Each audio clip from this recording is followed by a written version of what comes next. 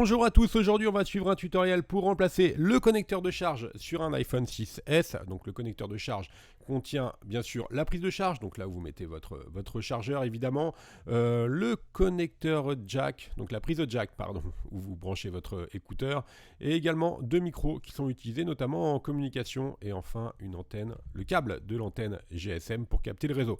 Voilà, c'est une réparation qui nécessite environ une demi-heure et la difficulté est notée 2 sur 5. Pour réaliser cette réparation, vous aurez besoin bien sûr d'un pack d'outils spécial iPhone 6S en vente sur notre site internet.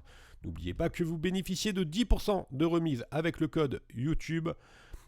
Avec votre commande, vous recevrez en plus gratuitement un patron d'aide au montage. Donc voici le patron d'aide au montage où l'on va noter l'emplacement de toutes les vis et de tous les éléments que vous allez enlever lors de cette réparation.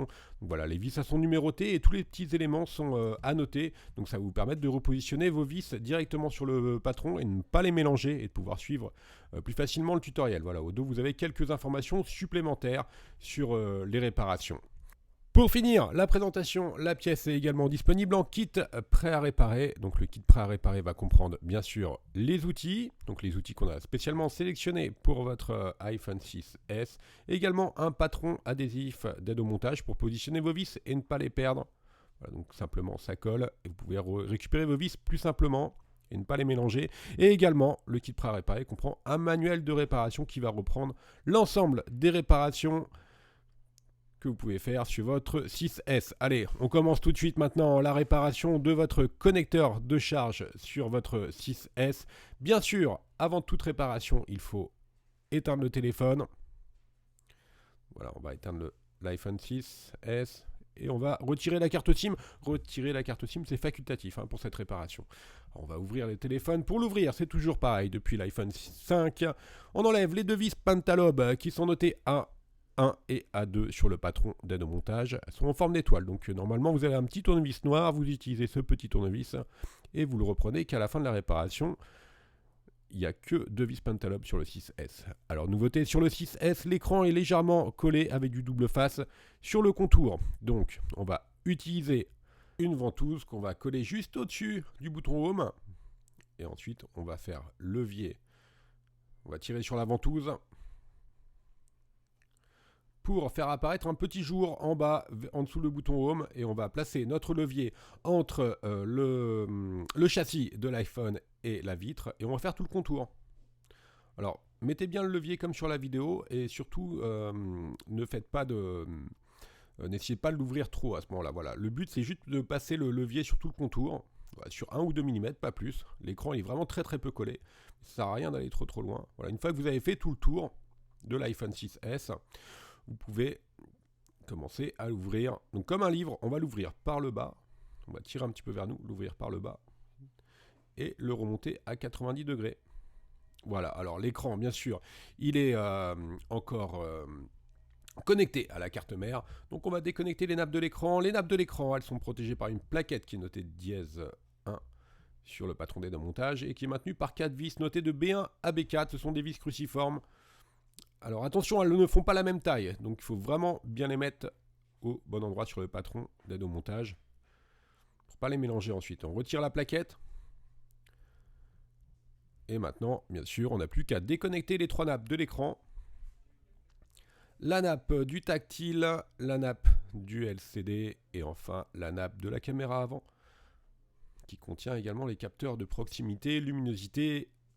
Voilà, maintenant on retire l'écran.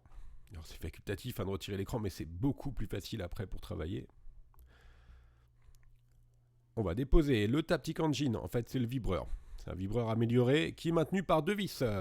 Les vis G1 et G2. Voilà, c'est l'espèce de barre que vous voyez métallique. Elle est juste maintenue par deux vis. Ça c'est le Taptic Engine. Donc c'est une nouveauté sur le 6S. Ça remplace le vibreur. Ça permet d'avoir des vibrations qui sont différentes. Maintenant, on va déconnecter la batterie et le connecteur dock. Alors, les deux connecteurs sont cachés derrière une petite plaquette qui elle-même est maintenue par deux vis notées F1 et F2.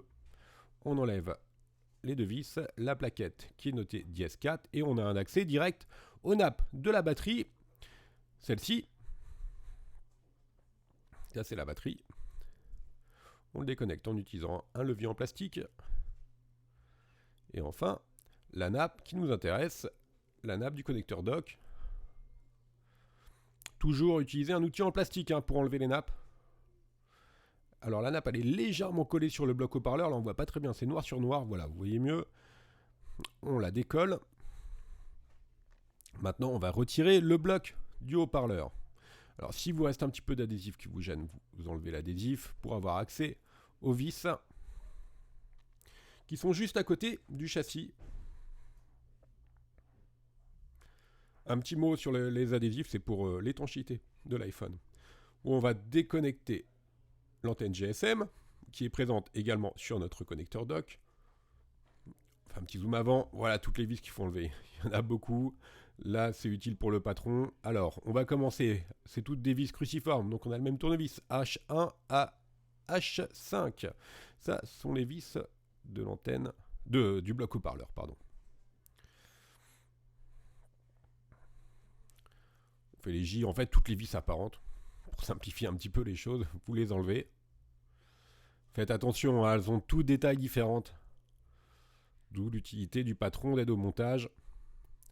Là, on va retirer le petit support du micro, qui est juste à côté de la jack. J7, 8. Maintenant, on va retirer l'adhésif qui masque la vis notée H5. C'est un témoin d'ouverture, l'adhésif, pardon. Là, on enlève la vis H5. Alors là, vous avez le connecteur qui est soudé, d'accord. Donc on va enlever le bloc haut-parleur, qui est toujours maintenu avec le connecteur. Et on n'a plus qu'à retirer l'adhésif qui maintient le câble de l'antenne sur le haut-parleur.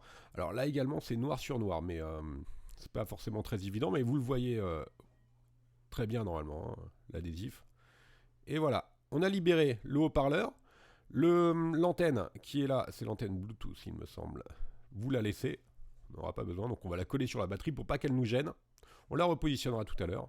Voilà pour le bloc haut-parleur. Et maintenant, on va s'intéresser au connecteur dock. Alors là, on va dégager les deux micros. Les deux micros, ils sont en couleur cuivre. Voilà, vous voyez, c'est les petits rectangles couleur cuivre. Voilà, il y a deux micros, c'est une nouveauté sur le 6S. Sur le 6, vous n'avez qu'un seul micro. On décolle les deux micros. On va désengager le connecteur, la jack, pardon, de son emplacement, en la tirant vers le haut. On va faire la même chose pour le connecteur dock, la prise Lightning. Et enfin, on va maintenant décoller progressivement et délicatement le connecteur dock qui est collé sur le châssis de l'iPhone. Voilà. Ça s'enlève facilement. C'est une nappe qui est relativement solide, donc vous n'avez pas de risque spécifique de la déchirer ou des choses comme ça. Voilà, maintenant, la partie démontage est terminée. Vous avez vu, c'est pas très très long. On va bien sûr prendre notre nouveau dock. On va enlever les protections, les stickers sur notre nouveau dock.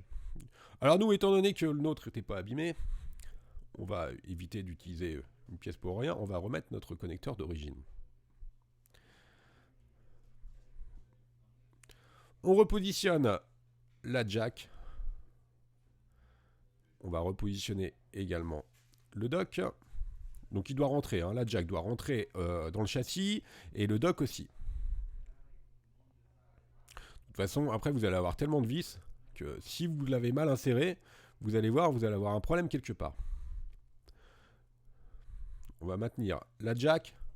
Donc nous on a commencé par enclencher la jack et on va mettre juste une seule vis pour pouvoir travailler après plus facilement. Voilà, la jack est enclenchée.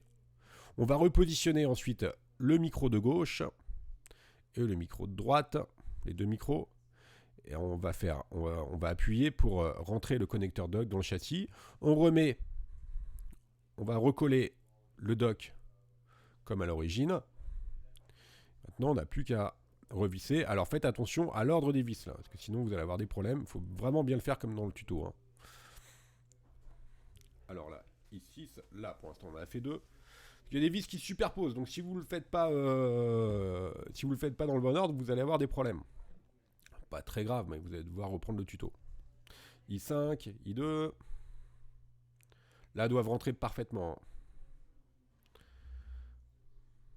On va maintenant recoller l'antenne sur notre bloc haut-parleur.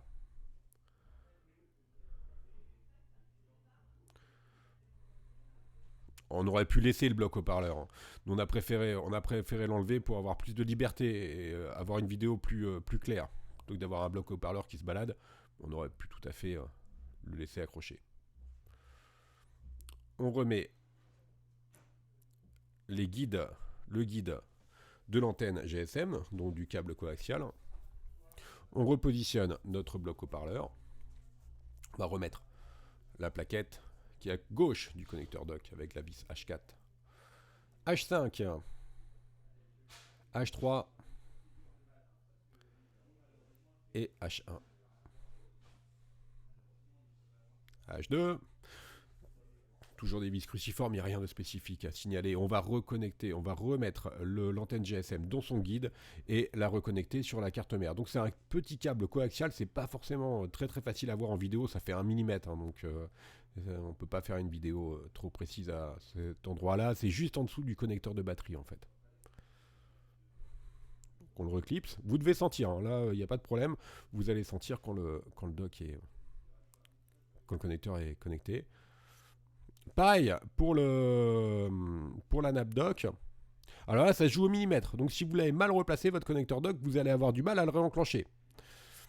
Donc il faut bien vérifier ça. Normalement, il doit tenir tout seul. Enfin, on remet la batterie. On reclipse donc la batterie et le connecteur dock. On remet le Taptic Engine. Là, c'est assez simple. Si vous ne savez plus dans quel sens, c'est tout simplement le Taptic Engine, c'est écrit dessus et c'est marqué à droite. Donc ne l'inversez pas. J1 et J2. G1 et G2, pardon. La plaquette qui maintient le connecteur dock et le connecteur de la batterie. F1 et F2. Voilà, le remontage est maintenant presque terminé. On va vérifier s'il est correctement fait. Voilà, on doit mettre... vous essayez avec un câble Lightning. Vous pouvez également essayer avec un écouteur. On va repositionner une prise de jack, pardon. On va repositionner l'écran.